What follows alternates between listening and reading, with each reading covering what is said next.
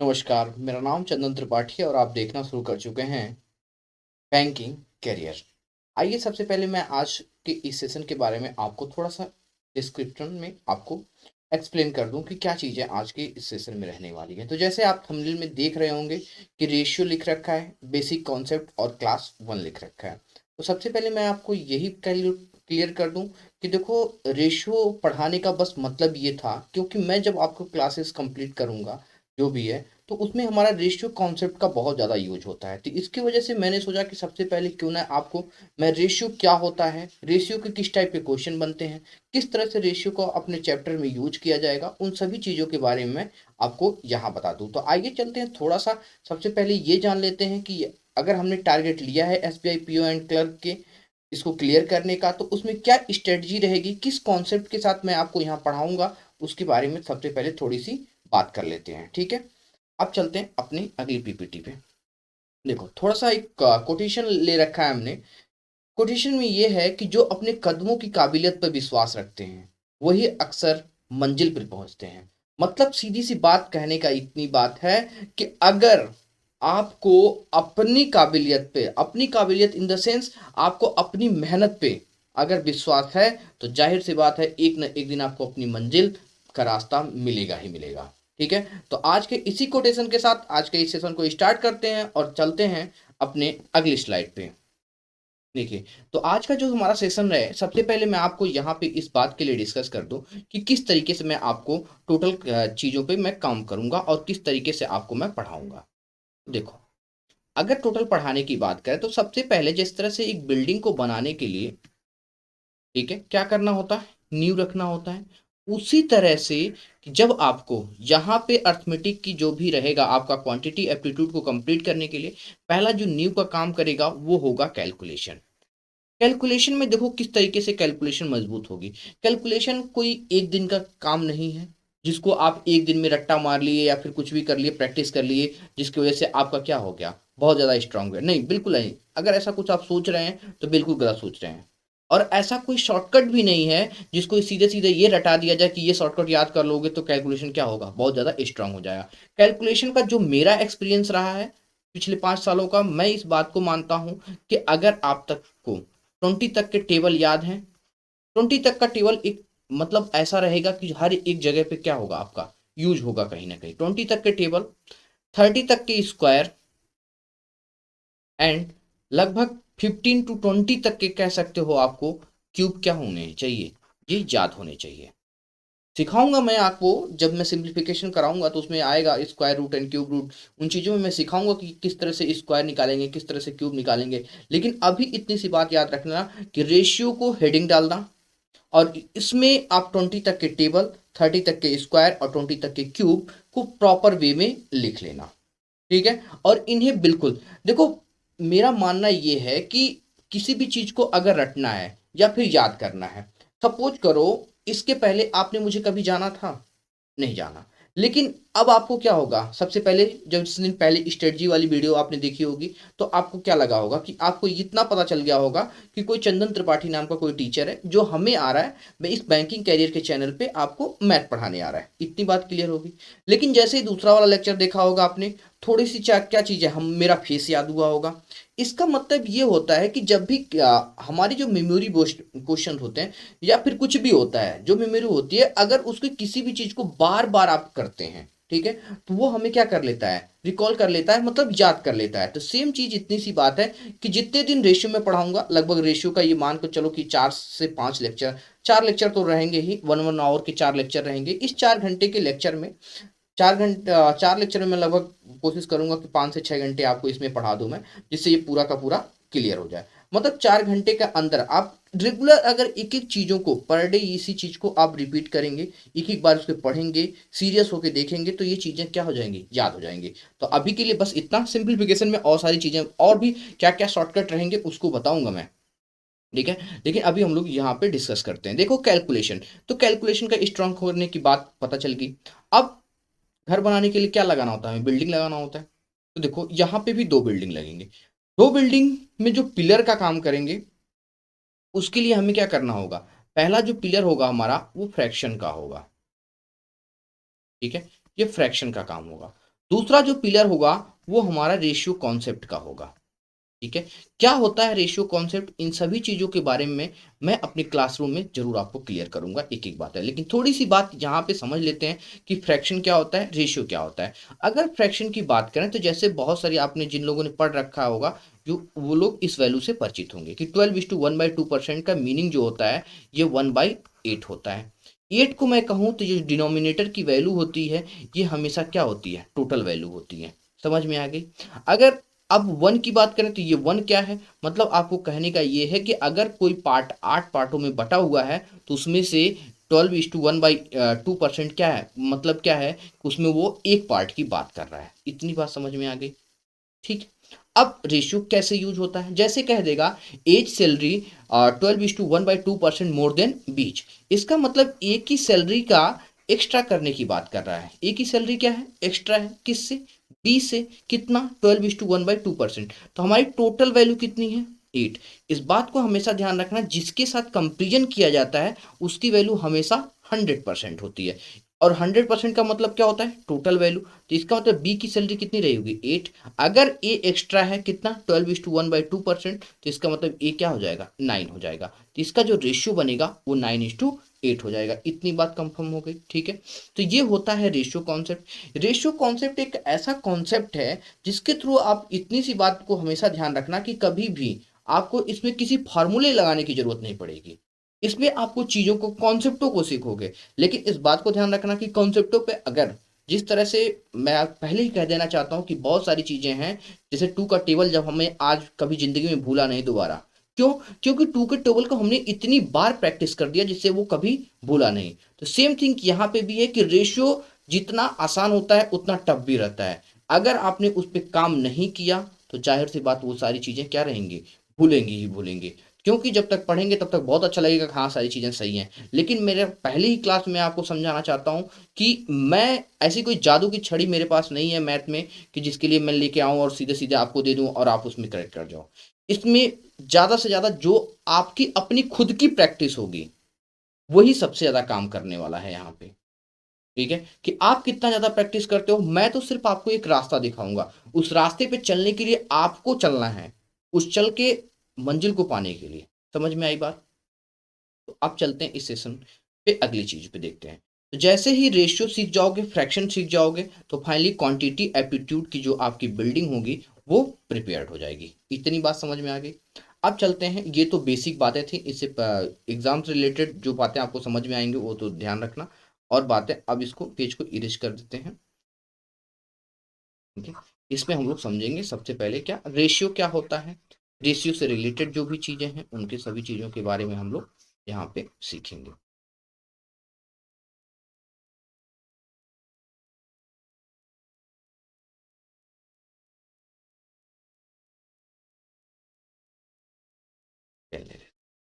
ठीक है, सबसे पहले आइए, सबसे पहले समझते हैं क्या है रेशियो।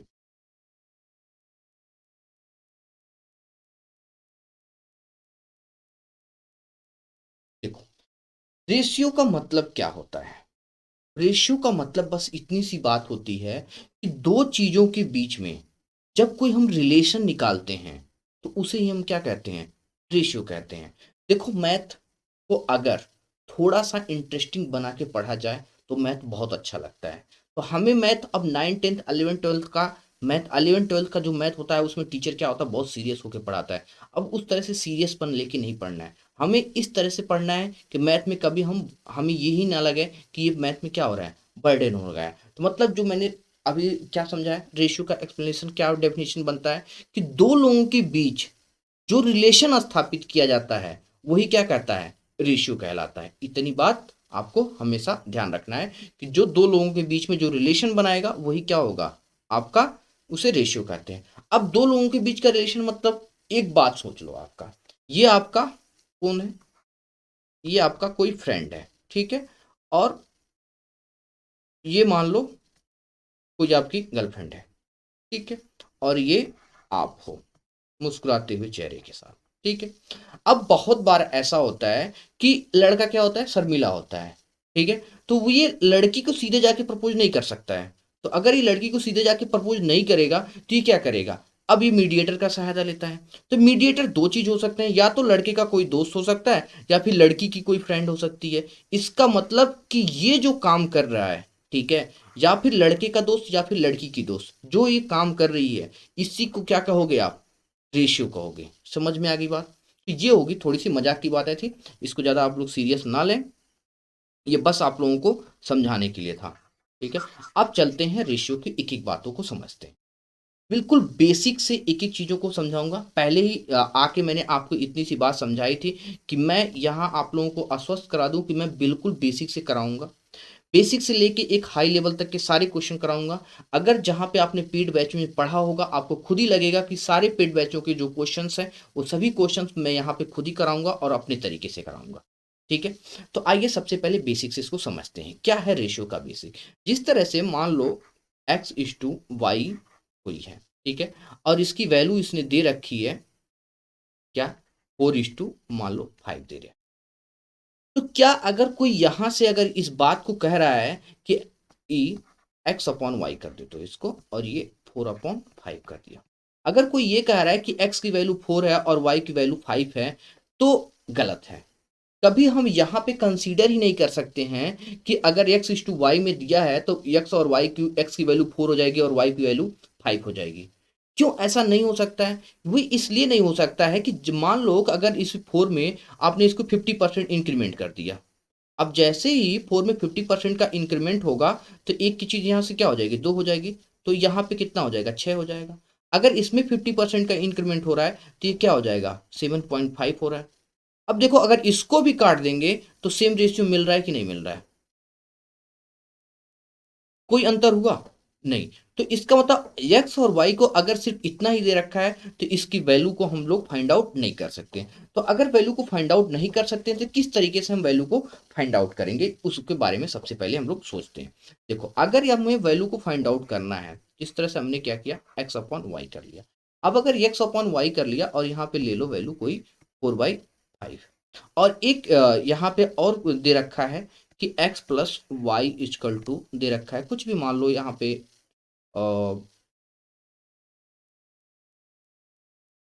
मान लो ये 54 दे रखा है, x+y 54 है। इतनी बात समझ में आ गई। अब देखो आपको x बराबर 4 है, y बराबर 5 है। अब x की जगह पे आप क्या कर रहे हो, यहाँ पे x लगा दो और यहाँ पे भी क्या लगा दो, x लगा दो। इतनी बात समझ में आ गई। अब देख लो x बराबर यहाँ पे आप क्या करोगे, 4x रखोगे, और y बराबर यहाँ पे क्या करोगे, 5x रखोगे, और इन दोनों के बराबर क्या हो जाएगा आपका, 54। अब 4x और प्लस 5x ये क्या होगा, 9x, और 9x इक्वल टू क्या हो जाएगा आपका 54। 54 तो x इक्वल टू क्या हो जाएगा 6। यहाँ पे इस बात को अब आपको ध्यान रखना है कि जो x और y की जो वैल्यू निकल के आएगी, अब x में 6 की मल्टीप्लाई कर दोगे तो ये क्या आ जाएगा 24, और इसमें क्या हो जाएगा आपका, अच्छा यहाँ पे कट रहा है, 24 एंड 30। तो ये जो x और y की जो वैल्यू, एक्चुअल वैल्यू जो निकल के आई वो ये वैल्यू है। इतनी बात समझ में आ गई, ठीक है। इसी को तरह को देखो, ये पहला पैटर्न था, ठीक है। दूसरे पैटर्न की अगर रेशियो की बात करें तो अगले किस पैटर्न का रेशियो बन सकता है, तो अगला अगर रेशियो मान लो कि A/B/C बन गया, जिसमें ये कह रहा है इनका जो अनुपात है 1:2:3 है। कुछ भी हो सकता है, ये आपके अकॉर्डिंग है कि आप क्या लेना चाहते हैं, ठीक। और कह दिया कि A/B/C बराबर 120 है, ठीक है। 120 अगर लोगे तो ये शायद उसमें बटेगा नहीं। अच्छा इसको एक काम करो और इसे 162 ले लो, ठीक है, अभी ठीक हो जाएगा, ठीक है। अब इसको ले लिया तो हमने कहा था अब जब भी ऐसा बनेगा तो इसको क्या मान लोगे, सभी में x लगा देना। अब जैसे ही x इसमें लगाओगे तो ये क्या बनेगा, x बनेगा, ये क्या होगा 2x बन जाएगा, और ये क्या बनेगा, ये 3x बनेगा, और वार इक्वल टू 162 हो जाएगा। तो अब देखो 3 × 2 × x करोगे तो ये क्या बन जाएगा आपका, ये 6x³ बन जाएगा, और ये बराबर 162 होगा। अब 6 से इसको काट दो तो ये क्या हो जाएगा, 6×2 = 12, 2, और यहाँ पे क्या बचेगा 4 और 2 4 2 तो इतने ना 6 7 जा 42 हो जाएगा, तो ये आ जाएगा 27। मतलब एक्स क्यू की जो वैल्यू आई वो क्या निकल के आ गई 27। इसका मतलब एक्स की जो वैल्यू निकल के आ जाएगी वो क्या निकल के आ जाएगी 3।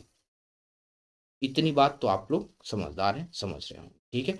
अब x की वैल्यू को ले आके यहाँ पे पुट करो, तो यहाँ पे पुट करोगे तो यहाँ पे क्या निकल के आ जाएगा, ये 3 आ जाएगा। यहाँ पे पुट करोगे तो ये 6 हो जाएगा, और यहाँ पे पुट कर दोगे 3 3 जा ये 9 आ जाएगा। तो जो ABC की जो वैल्यू निकल के आ जाएगी वो 369 हो जाएगी। तो ये दूसरे टाइप का अपना रेशियो है, ठीक है।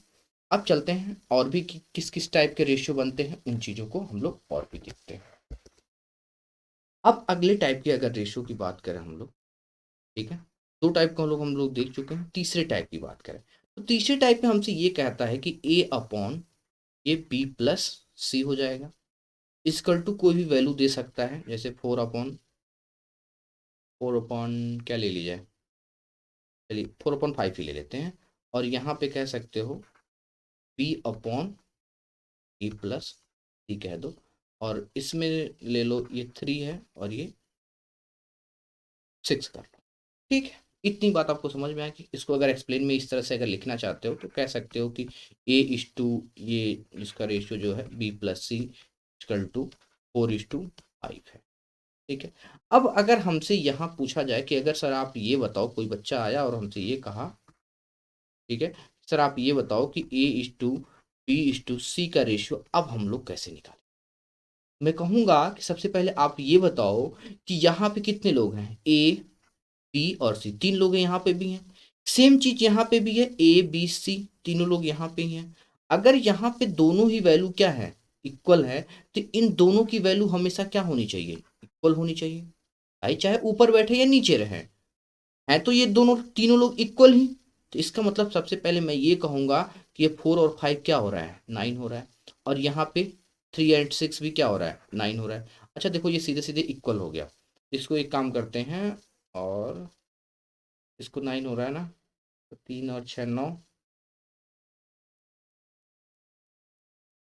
इसको 4 कर दिया जाए, चलो 3 और 4 7, हाँ ठीक है।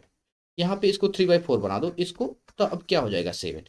अब आप ये देख रहे हो यहाँ एक वैल्यू 9 बन रही है और यहाँ पे एक वैल्यू क्या बन रही है, 7 बन रही है। तो पहले हमें क्या करना होगा, इन वैल्यू को इक्वल करना होगा। इक्वल करने के लिए 9 और 7 का क्या करना होगा, आपस में मल्टीप्लाई करना होगा या फिर एलसीएम लेना होगा। तो कितना आ गया यहाँ पे 63 आ गया।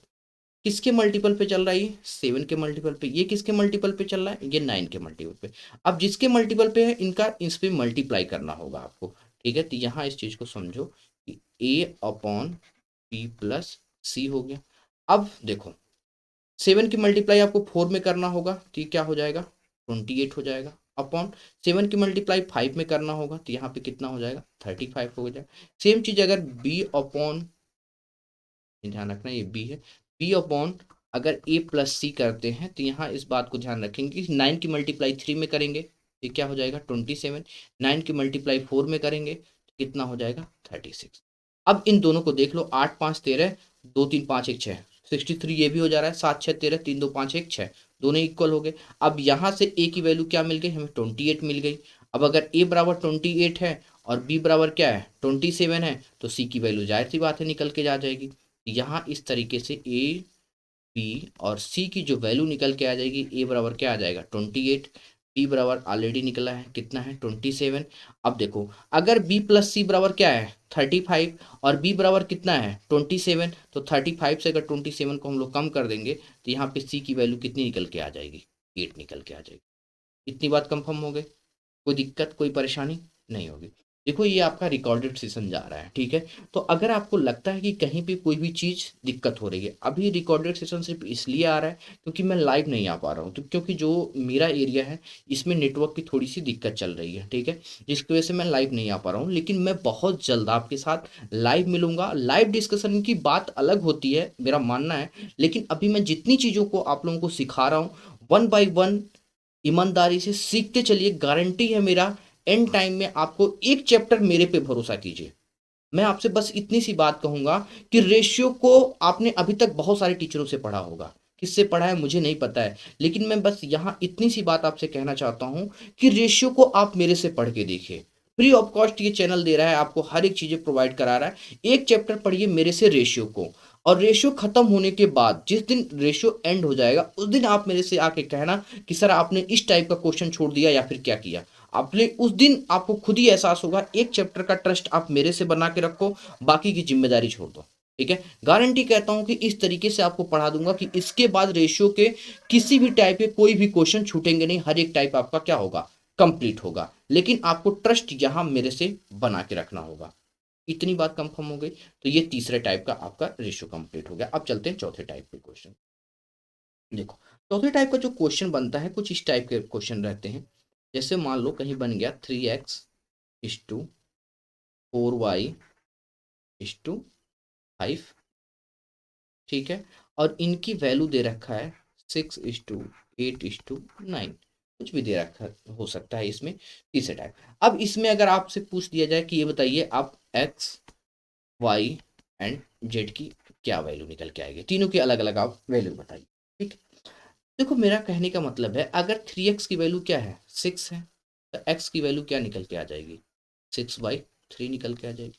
उसी तरह y की वैल्यू क्या आ जाएगी, 8/4 निकल के आ जाएगी। उसी तरह से z की वैल्यू क्या निकल के आ जाएगी, 9/5 निकल के आ जाएगी। ठीक है, लेकिन अब अभी भी ये रेशियो में तो कन्वर्ट हुआ नहीं है, क्योंकि ये वैल्यू तो क्या है, फ्रैक्शन में है। तो अब आपको क्या करना होगा, 3, 4 एंड 5, इन तीनों को क्या बनाना होगा, एलसीएम बनाना होगा। ठीक है, 3, 4 एंड 5 का अगर एलसीएम बनाओगे तो 3 × 4 करोगे, ये देखो प्राइम नंबर दिख रहे हैं, तभी तो 3 × 4 कर देंगे तो 12 हो जाएगा, और 12 × 5 करेंगे तो ये 60 होगा। तो इन सभी में 60 की आपस में क्या करेंगे आप, मल्टीप्लाई कर देंगे। ठीक है, अब 60 की मल्टीप्लाई किया तो यहाँ पे आ जाएगा 20, 20 × 6 कितना हो जाएगा, 120। 4 × 60 करोगे तो 15 आ जाएगा, 15 × 8 करोगे तो ये भी 120 आ जाएगा। 5 × 60 को कैंसिल कर दिया यहाँ पे तो क्या 12 आ गया, 12 × 9 कर दोगे तो कितना आ जाएगा, 108। मतलब एक्स वाई जेड की जो वैल्यू निकल के आ जाएगी वो 120, 120 एंड 108 आ जाएगी। इतनी बात आपको कंप्लीट समझ में आ गया हो। ठीक है, अब चलते हैं अपने अगले टाइप के क्वेश्चन को, वहां से इस सोच को समझते हैं, इसको थोड़ा सा इरेज कर देते हैं।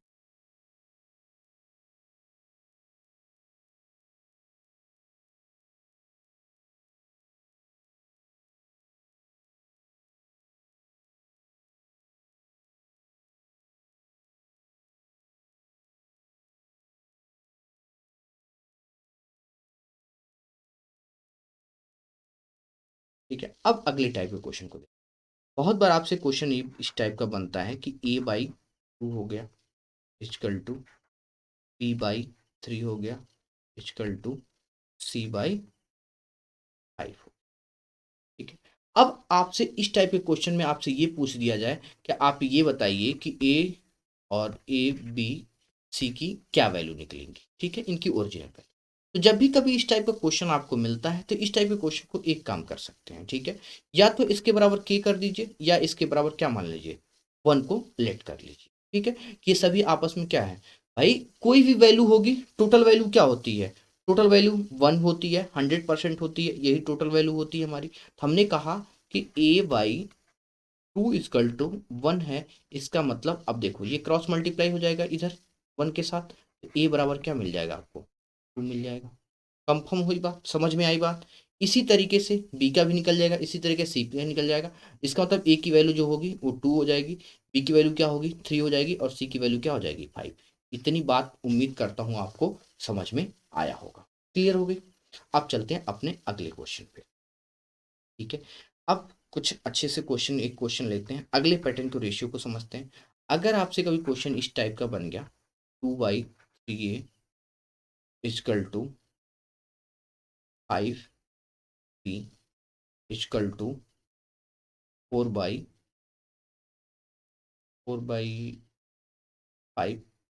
सी कर दीजिए। चलिए, ठीक है, अगर इस टाइप का कोई क्वेश्चन आपको बन गया, जब भी इस टाइप का क्वेश्चन बनेगा आपको क्या करना होगा, न्यूमरेटर की वैल्यू का क्या करना होगा, हमें एलसीएम लेना होगा। अब किसी किसी बच्चे के दिमाग में ये बात चल रही होगी कि क्यों हम न्यूमरेटर का ही एलसीएम ले रहे हैं।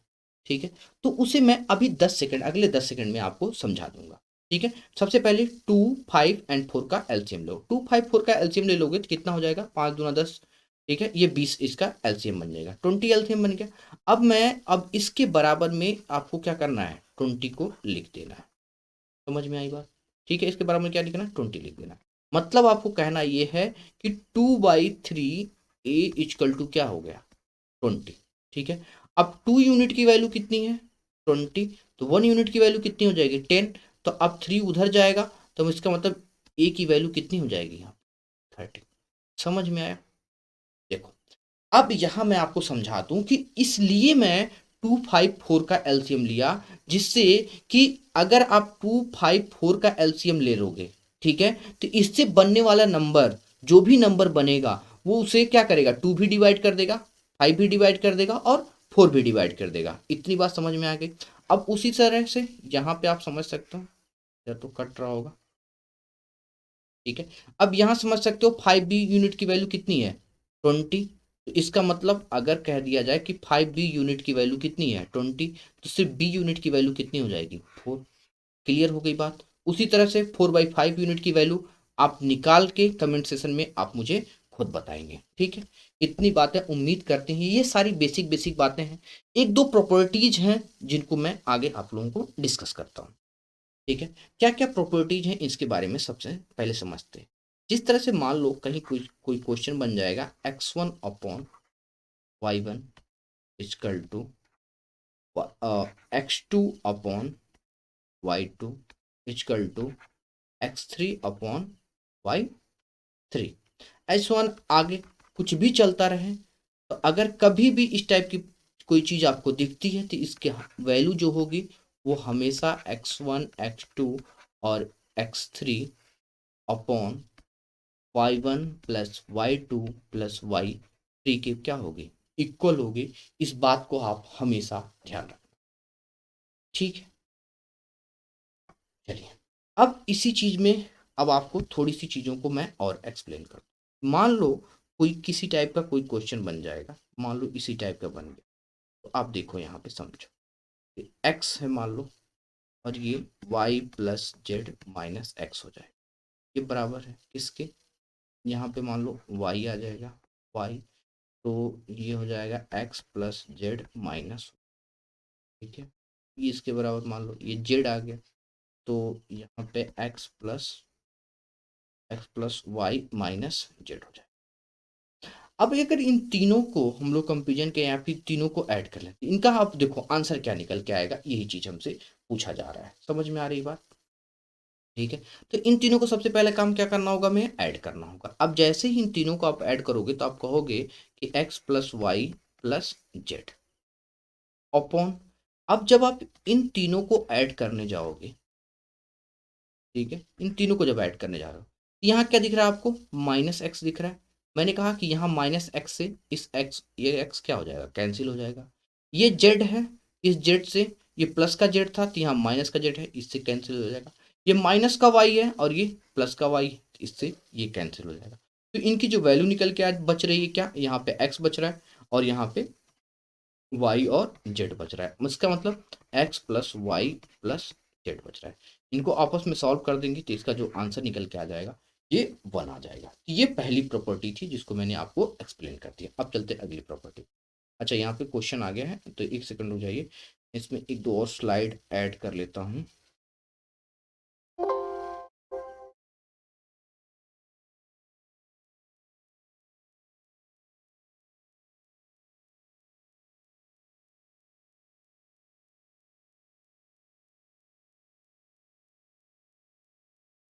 दो स्लाइड मैंने ऐड कर ली है, तो चलते हैं और चीज़ों को देखते हैं। एक प्रॉपर्टी है आपकी किसकी, कंपोनेंडो एंड डिविडेंडो की, ठीक है। कंपोनेंडो एंड डिविडेंडो की प्रॉपर्टी है। क्या होती है प्रॉपर्टी ये, इसके बारे में सबसे पहले हम लोग समझते हैं। सबसे पहले जैसे मान लो हमने यहाँ लिख लिया क्या, A upon B equal to C upon, इतनी बात कंफर्म हो। अब इसको कैसे बनाएं, अगर इसको कंपोनेंडो और डिविडेंडो के लिए हमें क्या रूल होगा, क्या किस तरह से हमें सॉल्व करना होगा, इसके बारे में सबसे पहले समझाता हूँ। तो देखो, अगर ए अपॉन बी अगर इधर भी +1 कर दिया जाए इक्वल टू C/D, इधर भी +1 कर, तो कोई आपको कोई फर्क पड़ने वाला है? तो आप कहोगे सर बिल्कुल कोई फर्क नहीं पड़ेगा। तो इसको अगर इक्वेशन में कन्वर्ट बना दिया जाए तो आप कहोगे सर कि A+B/ ये B हो जाएगा, ठीक है, और ये बराबर होगा आपके क्या, C+D/ ये क्या होगा, ये D होगा। ये कह सकते हो पहला इक्वेशन। इसी में एक चीज और अगर हम लोग कर लें, क्या, अगर इसमें माइनस कर दें A/B, A/B -1 इक्वल टू, और ये C/D -1, ठीक है। अगर ये कर दिया जाए तो देखो क्या होगा। अब इसको जब सॉल्व करोगे तो A-B अपॉन क्या होगा, B। अब इसे जब सॉल्व करेंगे ये C-D अपॉन क्या हो जाएगा, D हो जाएगा। और ये मान लो कि सेकेंड इक्वेशन बने। इतनी बात आप सभी को समझ में आ रही होगी, ठीक है। ये कंपोनेंडो एंड डिविडेंडो का रूल है, ठीक है। अब क्या करना होगा, हमें फर्स्ट इक्वेशन को सेकंड इक्वेशन से डिवाइड करना होगा, ठीक है। अब अगर इसको फर्स्ट इक्वेशन को और सेकंड इक्वेशन से हम लोग डिवाइड कर दें तो देखो क्या बचेगा हमारे। तो अगर हम फर्स्ट इक्वेशन को सेकंड इक्वेशन से डिवाइड करने जा रहे हैं तो सबसे पहली चीज़ देख लो, ये बी से बी क्या हो जाएगा, कैंसिल आउट हो जाएगा। इतनी बात आप लोग समझ रहे होगे। और डी से डी कैंसिल आउट हो जाएगा, ये भी कंफर्म हो गई बात। जैसे A+B/B होगा तो पलट के क्या लिखा जाएगा, ये वाला कैसे लिखा जाएगा, B/A-B, तो B से B क्या हो जाएगा, कैंसिल हो जाएगा। तो अपने पास बचेगा क्या, A+B/A-B इजिकल टू, यहाँ पे भी सेम काम होगा, C+D/C-। तो ये होता है कंपोनेंडो एंड डिविडेंडो का रूल। इस बात को आपको हमेशा ध्यान रखना होगा और इस प्रॉपर्टी को आपको समझना होगा। इसके पहले आपने कंपोनेंडो एंड डिविडेंडो में बस इतनी सी बात देखी थी, आपसे कह दिया जाता था कि क्या करना है आपको, ठीक है, कि इस A+B को ऐड कर लीजिए और यहाँ पे C+ और एक बार ऐड कर लीजिए और एक बार माइनस कर लीजिए, एक बार ऐड कर लीजिए एक बार माइनस कर लीजिए। लेकिन ये क्यों किया जाता था, आज आपको पता चला इस तरीके से पूरे एक्सप्लेनेशन के साथ। तो देखो ये कहा जाता है कि सिर्फ शॉर्टकट से काम नहीं चलेगा, सिर्फ रट्टा नहीं मारना है। मैं आपको यहाँ सिर्फ रट्टा मारने के लिए बिल्कुल नहीं बैठा हूँ। मैंने आपको पहले ही क्लास में कहा था कि शॉर्टकट जैसी कोई भी चीज़ नहीं होती है, वो तो बच्चों के लिए एक सिर्फ बहकाने का काम होता है। लेकिन क्योंकि देखो बेसिक क्या होता है, बेसिक नींव है अपनी।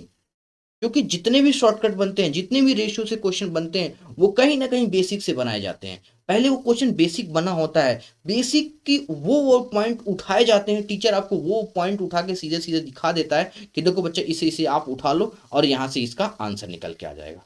इतनी बात समझ में आई। अब चलते हैं इसी कंपोनेंटो एंड डिविडेंडो पे, एक दो क्वेश्चन लेके हम लोग देख लेते हैं कि किस टाइप के क्वेश्चन इसमें हमारे से बनते हैं। अगर इनमें क्वेश्चन की बात कर लें तो सबसे पहले आइए इसको हम लोग बेसिक्स मैं आपको समझाता हूँ।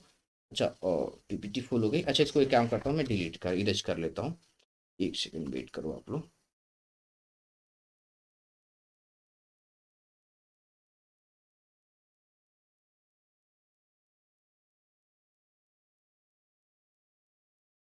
छोटा सा एक क्वेश्चन है कंपोनेंडो एंड डिविडेंडो पे, उसके बाद आज के इस सेशन को हम लोग स्टार्ट कर देंगे और आज से ही देखना शुरू करेंगे।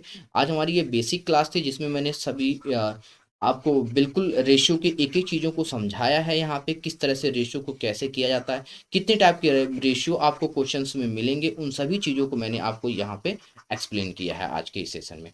तो मान लो अगर कोई क्वेश्चन बन गया आपसे, क्या चीज़, A/B और C/D पे कोई क्वेश्चन बन गया, मान लो, एक सेकंड पेन ले लेते हैं। कोई क्वेश्चन है आपका क्या, 3A+2B upon 3A-2B is equal to 4/, ठीक है। अब आपको यहाँ से इसने रेशियो पूछ रखा है कि A/B का रेशियो। तो अगर इसके सिर्फ बेसिक बेसिक कॉन्सेप्ट पे जाएं सीधा सीधा हम लोग, तो देखो करना क्या होगा, हमें सबसे पहला काम क्या करना होगा, इसमें इसकी मल्टीप्लाई करें। 3 में 3 की मल्टीप्लाई करोगे तो कितना हो जाएगा, ये 9 हो जाएगा, ठीक है। ये क्यों मत समझ लेना, ये 9 है और ये A है, ठीक है। प्लस 3 में 2 की मल्टीप्लाई करोगे तो ये क्या हो जाएगा 6b हो जाएगा, ठीक है। 4 में 3a की मल्टीप्लाई करोगे ये 12 ये हो जाएगा, और ये -4 में 2 की मल्टीप्लाई कर दोगे तो 4 2 जा 8 b हो जाएगा। इतनी बात आपको समझ में आ रहा है। 12 में से इधर लेकर क्या हो जाएगा, ये क्या हो जाएगा 3a आ जाएगा, ठीक है। इसको उधर लेकर जाओगे तो ये माइनस का 14 बन जाएगा, ठीक है। तो ये माइनस का 14 हो जाएगा, और ये भी माइनस का रहेगा तो माइनस से माइनस कैंसिल हो जाएगा, ठीक है। तो यहाँ पे a/b की जो वैल्यू निकल के आ जाएगी ये 14/3 आ जाएगी। समझ में आ गई इतनी सी बात? कोई दिक्कत परेशानी? उम्मीद करते हैं आपको कोई दिक्कत परेशानी नहीं होगी। फटाफट इसको नोट डाउन कर लीजिए आप लोग। 2 सेकंड का मैं आप लोगों को टाइम देता हूँ, 5 सेकंड का टाइम देता हूँ, इसको नोट कीजिए। इसके बाद अब मैं आपको कंपोनेंटो एंड डिविडेंडो को समझाऊंगा कि किस तरीके से आपको इस क्वेश्चन को बनाना है। चलिए फटाफट नोट डाउन कर लीजिए। 1 मिनट का आपके पास टाइम है।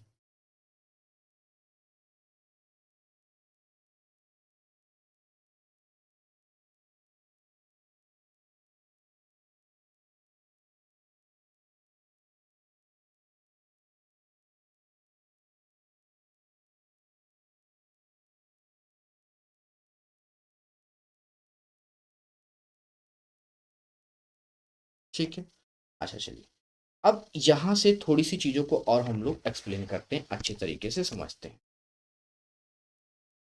देखो सबसे पहली चीज़ क्या है कि ये जो 3a+2b लिखा हुआ है इसको क्या मान लिया जाए, इसको a मान लिया जा सकता है, और 3a-2b को क्या मान लिया जाए, b मान लिया। इतनी बात तो आप लोगों को समझने में कोई दिक्कत नहीं हो। अगर इसको a मान लेते हैं और इसको b मान लेते हैं, ठीक है, तो आप कहोगे कि सर यहाँ पे क्या हो जाएगा, ये 6a/, ये कह सकते हो कि ये क्या होगा 4b हो। इतनी बात कंफर्म होगी, ठीक है। अब अगर इतनी बात इस चीज़ पे कंफर्म हो जा रही है आपको, ठीक है, तो आगे क्या था ये हमारा। अब देखो इस पे कंपोनेंटो एंड डिविडेंडो लगा दो, 4 और 3 क्या हो जाएगा 7, ठीक है, और 4 में से 3 एक कम कर दो कितना हो जाएगा 1। इतनी बात कंफर्म हो गई। अब इसको यहीं पे सॉल्व कर दे, यहाँ पे क्या आ जाएगा 3 और यहाँ पे क्या आ जाएगा 2। तो अब देख लो 7 में 2 की मल्टीप्लाई कर दोगे तो 14 आ जाएगा, और ये है तो यहाँ से a/b की जो वैल्यू निकल के आ गई वो क्या आ गई आपकी यहाँ पे 14/। कंफर्म हो गई इतनी सी बात? कोई दिक्कत परेशानी? उम्मीद करते हैं नहीं हो, ठीक है। चलो अब चलते हैं अपने इसी टाइप का कोई और भी क्वेश्चन ले लेते हैं। चलिए ज़्यादा क्वेश्चन लेने की ज़रूरत नहीं है, और अब सीधे सीधे अपने क्वेश्चन पे चलते हैं। अच्छा एक और रेशियो आपको बच रहा है, इस टाइप का भी रेशियो आपको बन जाता है, जैसे 2a = 3b = 5c। इस टाइप का कभी भी अगर एलसीएम बनता है तो आपको इतनी सी बात आपको यहाँ हमेशा ध्यान रखनी होगी। क्या चीज़ आपको ध्यान ये रखना होगा कि इन तीनों का क्या करना होगा, 2a 3b और ये 5c, इन तीनों का या तो इन तीनों का एलसीएम बना दीजिए, जैसे 2 3 और 5 का एलसीएम क्या हो जाएगा, 3 दूनी 6 25 30, ये 30 आ जाएगा। अब 2a से इसको डिवाइड कीजिए तो यहाँ पे क्या आ जाएगा 15, इसका मतलब ये जो रेशियो बनेगा ये 15 आ जाएगा। अगर इसका बात करें 3b तो ये क्या हो जाएगा 10 आ जाएगा, 5 से करेंगे तो ये 6 आ जाएगा। इसका मतलब a/b/c का जो रेशियो निकल के आ जाएगा ये 15 10 और 6 आ जाएगा। अगर आपको ऐसा मन नहीं करता है, ठीक है, तो इसमें सीधा सीधा आप आंसर निकालना चाहते हैं तो देखो जिसका आंसर चाहिए उसको ब्रेक करके बाकी दोनों का आपस में क्या करो आप मल्टीप्लाई कर दो। हमें ए की चाहिए तो ए वाली वैल्यू को छोड़ देते हैं, इन दोनों की आपस में मल्टीप्लाई कर दो। 3 और 5 को मल्टीप्लाई कर दोगे तो कितना हो जाएगा, ये 15 हो जाएगा। कंफर्म हो गई बात? उसी तरह से अब अगर बी का चाहिए हमको तो इसको रोक दो और बाकी दोनों को मल्टीप्लाई कर दो, 5 × 2 कर दोगे तो कितना हो जाएगा 10 हो जाएगा, हो गया। अब उसी तरह अगर सी का चाहिए तो इसको रोक दो और इन दोनों की मल्टीप्लाई कर दो, तो क्या मिल गया आपको 6 मिल गया। उम्मीद करते हैं जितनी बातें आपको समझाई हैं मैंने ये सारी बातें आपको 1 बाई 1 क्या रही होंगी, क्लियर होंगी, ठीक है। चलिए रेशियो में थोड़े से और बड़े रेशियो को ले लेते हैं हम लोग, यहाँ पे एक पीपीटी ज्वाइन करते हैं अलग से, एक पीपीटी और लेते हैं क्योंकि इतने में हमारा काम होगा नहीं, क्योंकि क्वेश्चन अभी और भी रह जा रहे हैं, ठीक है। एक सेकेंड।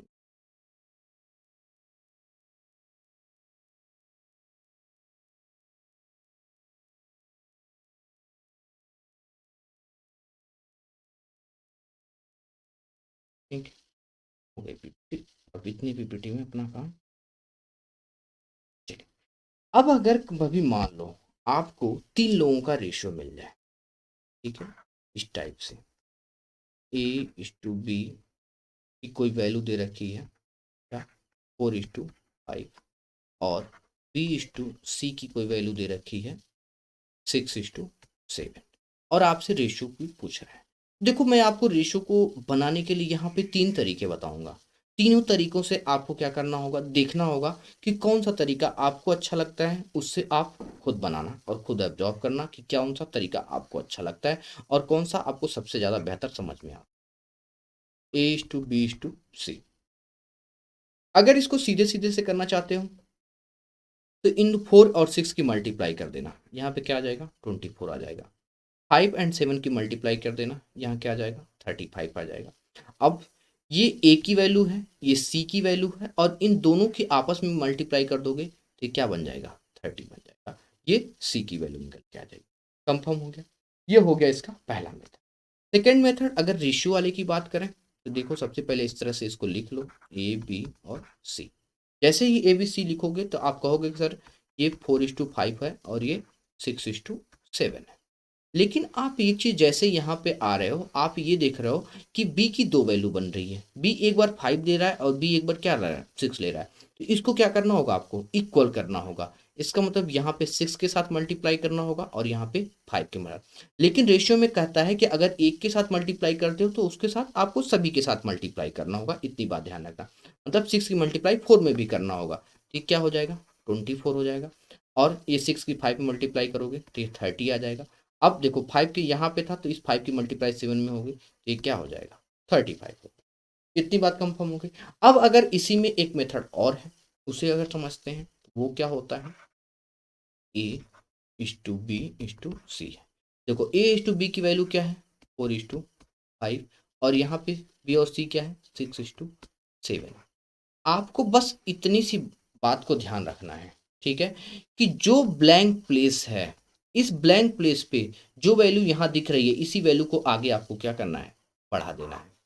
ठीक है, जैसे इसके आगे क्या था, प्लेस खाली था तो यहाँ पे 5 बढ़ा दिया। अब 6 के आगे एक प्लेस खाली है तो ये सेम सेम नंबर को आप आगे बढ़ा दीजिए। अब 6 × 4 कीजिए तो ये क्या आ जाएगा 24। 5 × 6 कीजिए तो ये 30 हो जाएगा। 7 × 5 करेंगे तो ये 35 हो जाएगा। उम्मीद करते हैं ये सारी चीज़ें आपको समझ में आई होंगी। ठीक है, तो इस तरीके से 3 लोगों का हो जाता है। अब अगर कभी क्वेश्चन हमारे पास ऐसा क्वेश्चन बन जाए जिसमें 4 आ जाते हैं तो क्या करेंगे। ठीक है, इसको अगली स्लाइड पे देख लेते हैं। ठीक है, अगर कभी 4 बन गया तो देखो कह रहा है कि A/B = 2/3 मान लिया, B/C = मान लिया 4/7, उसके बाद से C/D मान लिया हमने क्या है 2/। ठीक, इस टाइप के 4 नंबर के मान लो रेशियो निकाल। तो अब अगर सभी मेथड की बात करें तो कौन सा मेथड आपको अच्छा लगा होगा, उसमें सबसे पहले जो मुझे जो सबसे बेहतर लगता है वो ये मेथड लगता है। कौन सा, A:2, B:2, C:2, D। ठीक है, रेशियो वाले मेथड पे बात करें, इस पे बात करें, ये 2:2 क्या होगा 3 हो जाएगा, और ये 4:2 क्या होगा आपका 7 हो जाएगा। C:D है, ये क्या हो जाएगा आपका 2:1 होगा। तो जो आगे को फ़ील करने वाला जो नंबर होता है वो रेशियो के लिए मुझे सबसे बेहतर लगता है। ठीक है, कि इसमें से क्या होगा, यहाँ पे 3 भर दिया। ठीक है, जो भर रहा हूँ मैं उसको सर्कल कर दे रहा हूँ, यहाँ पे 3 भर दोगे। यहाँ पे 7 तो था ही, तो एक प्लेस खाली है यहाँ पे, इसको आप 7 को फिल कर दो। अब देखो इसके आगे क्या है, 4 यहाँ फिल करना होगा आपको। ठीक है, ये 2 है तो यहाँ पे भी 2 आ जाएगा और यहाँ पे भी 2 आ जाएगा। समझ में आ गई बात। अब आपस में इन तीनों का क्रॉस मल्टीप्लाई कर दीजिए। तो 4×2 = 8, 8×2 क्या हो जाएगा 18, 6 और 16 हो जाएगा। 3 × 4 करोगे 12, 12 × 2 करोगे तो क्या हो जाएगा आपको 24 हो जाएगा। 3 7 = 21, 21 × 2 करोगे तो ये क्या होगा 42 हो जाएगा। 371 हो जाएगा तो ये 21 ही हो जाएगा। ठीक है, तो ये इस तरीके से आपका रेशियो निकल के आ, समझ में आ गई बात। अब इसी चीज़ को अगर अपने दूसरे वाले मेथड से करते हैं, रेशियो से आपको एक एक को 1/1 को इक्वल करके चलना होगा। अगर इसमें जो एक मेथड और मैंने बताया था उस पर अगर देखते हो, इस तरह से लिखना होगा इसको 2/3, ये 4/7 और ये 2/। ठीक है, यहाँ से देखना एक एक चीज को, थोड़ी सी आराम से देखना। सबसे पहले ए और डी को देखो, इसकी इन तीनों की मल्टीप्लाई और इन तीनों की मल्टीप्लाई, आपस में जब इन तीनों तीनों की मल्टीप्लाई कर दोगे आप, तो ए और डी की सीधी सीधे वैल्यू निकल जाएगी। मतलब कभी अगर क्वेश्चन में आपको ये लगता है कि सीधे सीधे इन ए और डी की वैल्यू मतलब स्टार्टिंग की वैल्यू है और डी की वैल्यू निकालनी है, तो अब सबसे बेहतर मेथड मुझे ये लगता है, ठीक है, कि आप यहाँ पे अगर मल्टीप्लाई कर रहे हो तो देख रहे हो 4 2 जा 8 और 2 जा कितना हो जाएगा ये 16, इसमें मल्टीप्लाई करोगे तो ये डी की वैल्यू निकल के आ जाएगी क्या 21। लेकिन अब हमें क्या चाहिए, बी और सी की वैल्यू चाहिए।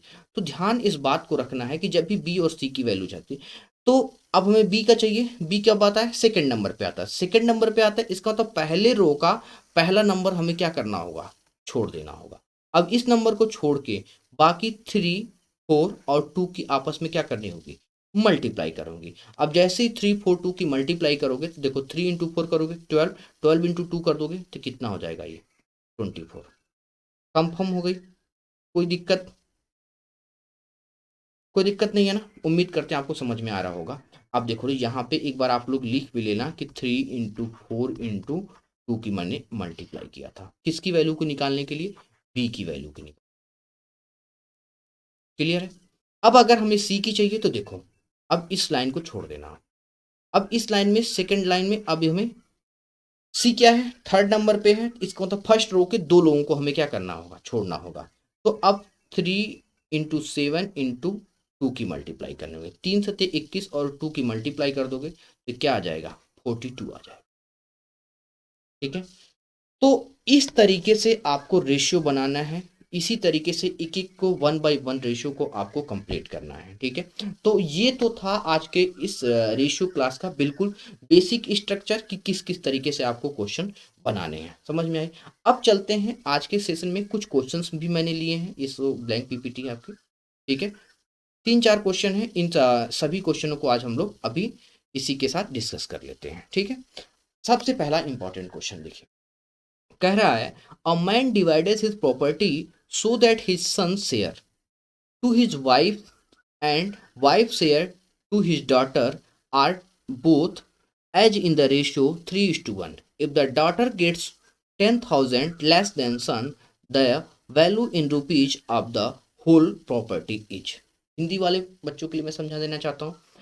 एक व्यक्ति अपनी संपत्ति का बंटवारा इस प्रकार करता है कि उसके पुत्र का हिस्सा और उसकी पत्नी से, और पत्नी का हिस्सा उसकी पुत्री से 3:1 है। ठीक है, तो यहाँ सबसे पहले आप लोग समझो, यहाँ पे जो सन और वाइफ का एक बार रेशियो दे रखा है, इन दोनों का रेशियो क्या है 3/1 है, और दूसरी बार वाइफ अपॉन और ये डॉटर का जो रेशियो दे रखा है ये भी क्या है 3/1 है। ठीक है, यहाँ देखो आप समझने की कोशिश करना, उसके पुत्र का हिस्सा, ठीक है, उसकी पत्नी से, समझ में आ रहा है, और पत्नी का हिस्सा उसकी पुत्री से 3:1 के रेशियोज हैं। इतनी बात समझ में आ रही है। प्रॉपर्टी द सन शेयर, देखो यहाँ पे लिख रखा है इंग्लिश में, son share to his wife and wife share to his daughter are both in the ratio 3:1। मतलब इसमें कहने का ये है, उसकी वाइफ से उसकी बिटिया का, ठीक है, और उसके बेटे का जो रेशियो दे रखा है प्रॉपर्टी का वो क्या है 3:1 है। कह रहा है कि यदि उसकी पुत्री को उसके पुत्र से 10,000 कम मिले, तो सबसे पहले हमें क्या करना होगा, इसमें इन तीनों लोगों का रेशियो बनाना होगा। अब जब रेशियो लेके आएंगे तो ये सन हो जाएगा, ये मान लो अच्छा एक चीज ध्यान रखना है, यहाँ पे ये वुमेन यहाँ आएगा ना, वाइफ, ये वाइफ है और ये डॉटर है इसकी, नहीं ठीक है, एक सेकंड देखना, उसकी पत्नी से, रुक जाओ, उसके पुत्र का हिस्सा उसकी पत्नी से और पत्नी के हिस्सा उसकी पुत्री से। अच्छा देखो यहाँ पे एक चीज ध्यान रखना, इसमें सेकंड टर्म में पत्नी से उसके पुत्री का हिस्सा कह रखा है, इसका मतलब ये क्या होगा, वाइफ अपॉन क्या होगा, ये डॉटर ही होगा, तो ये सही था 3/1 था। ठीक है, तो अब यहाँ पे आ गया सन हो गया, एक उसकी वाइफ आ गई और इसका डॉटर आ गई, उसकी बेटी आ गई। अब सन और वाइफ में क्या रेशियो दे रखा है 3:1 का रेशियो देखा है। अब वाइफ एंड डॉटर का जो रेशियो है ये भी क्या है 3:, इतनी बात आप लोगों को समझ में आ रही हो। ठीक है।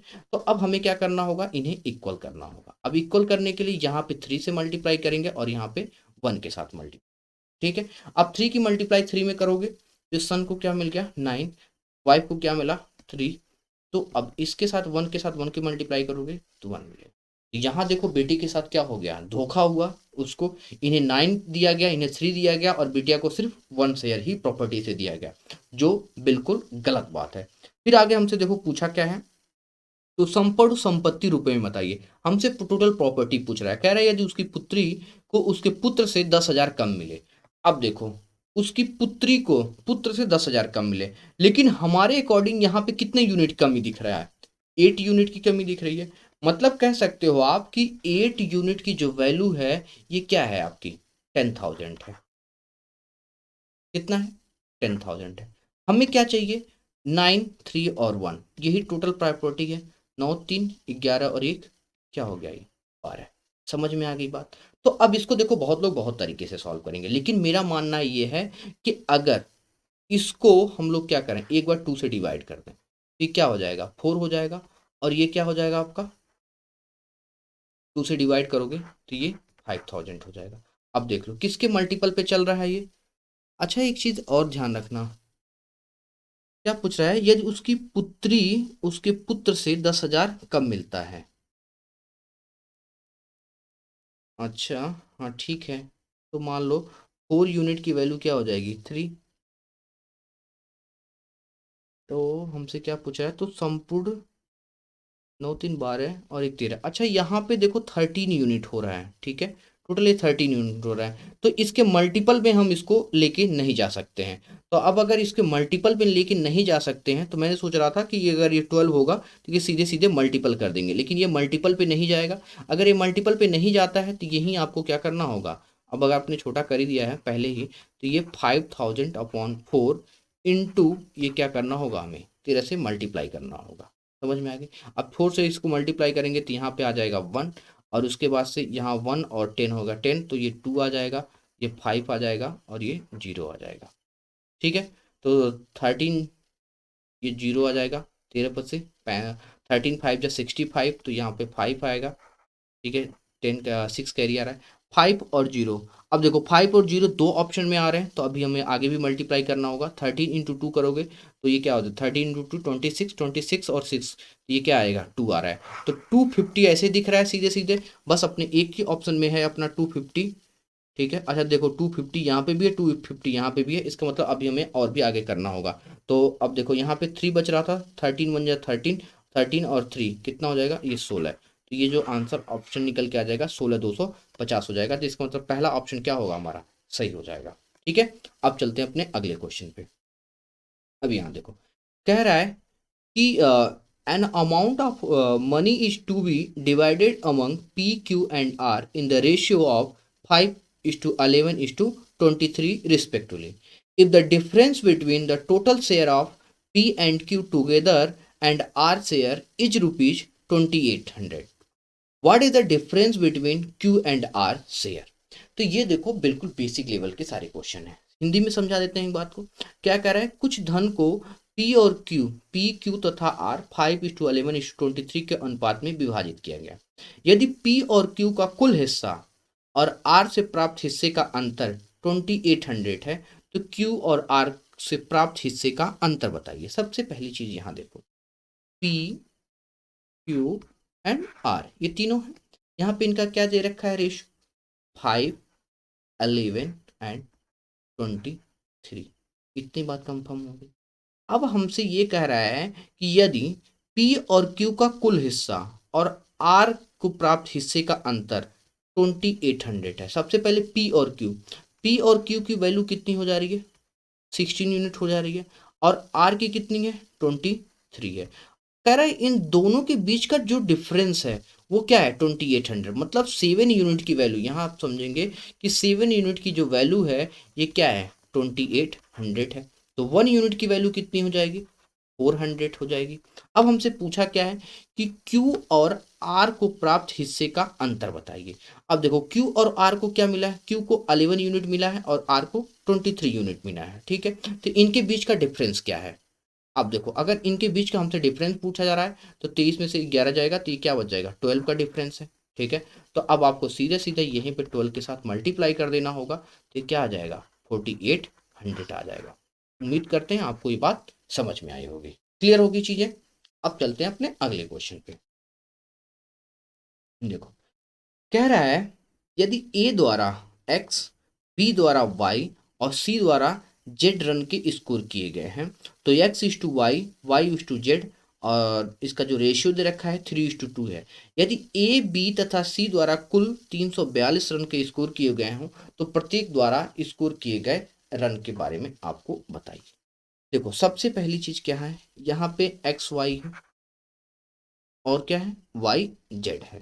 ठीक है, तो इसको सीधे सीधे इस तरह से यहाँ लिख लेते हैं, वाई जेड। एक्स और वाई का भी रेशियो क्या है, 3:2 है, और वाई और जेड का भी रेशियो क्या है, 3:2 है। इतनी बात आपको कंफर्म है। अब हमें इन दोनों को क्या करना होगा, इक्वल करना होगा। इक्वल करने के लिए यहाँ पे 3 की मल्टीप्लाई और यहाँ पे 2 की मल्टीप्लाई। अब 3 की मल्टीप्लाई यहाँ पे किया तो 3 की मल्टीप्लाई इसमें भी करना होगा। 3 3 जा 9, 3 2 जा 6 और 2 2 जा इधर मल्टीप्लाई कर दोगे तो 4। इसीलिए देखो मैंने तीनों चारों कॉन्सेप्ट को बताया था आपको कि मतलब जिसका यूज जहां जिस तरह से बेहतर करना होगा उस तरीके से हम लोग उसको यूज कर लेंगे। ठीक है, अब 9 6 क्या हो जाएगा, ये 9 6 एंड 4 आ गया। इतनी बात कंफर्म हो गई। और ये कितना हो गया, टोटल कितने यूनिट हो गया, 9 6 15 4 19, ये 19। टोटल कितने यूनिट हो गया, ये 19 यूनिट हो गया।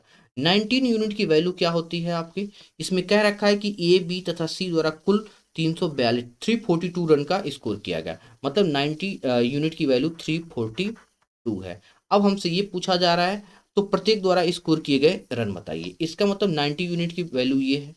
अब हमसे एक एक के अलग अलग यूनिट पूछ रहा है। ठीक है, तो अब हमें यहाँ पे 9 से सेम चीज आपको 6 की मल्टीप्लाई करना होगा, 4 की मल्टीप्लाई करना होगा, जिससे आपको निकालना होगा। अब 19 से अगर किया जाएगा तो 19 1 जा, ये 1 आ जाएगा, और 19 8 जा, ये क्या बच जाएगा आपका। ठीक है,